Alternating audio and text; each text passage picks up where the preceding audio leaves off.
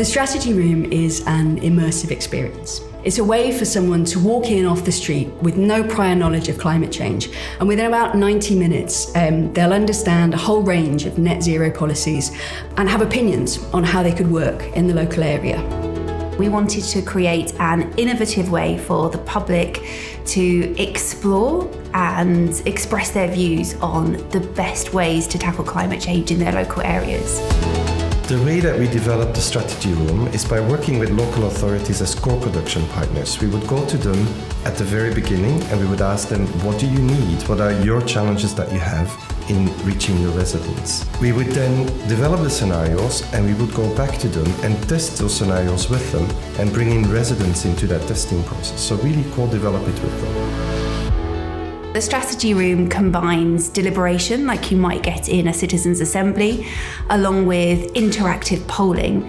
So we're able to capture quantitative data on people's preferences and views, and also to see how those views shift as a result of the chance to discuss and debate as a group. Sometimes I thought, perhaps I have overthought that a bit. And when somebody else brought in a suggestion, I thought, I ought to rethink that. The data from the strategy room is anonymised, and all of the data is uploaded onto a digital platform which is openly available for anyone to explore, download and use.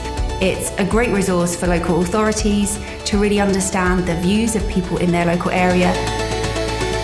The sessions can take place anywhere, so community centres, libraries, universities, the town hall. And the fact that the experience is really portable and scalable means that the local authorities that we've been working with have been able to hear from residents that they wouldn't usually hear from on climate change issues. So really going beyond the usual suspects.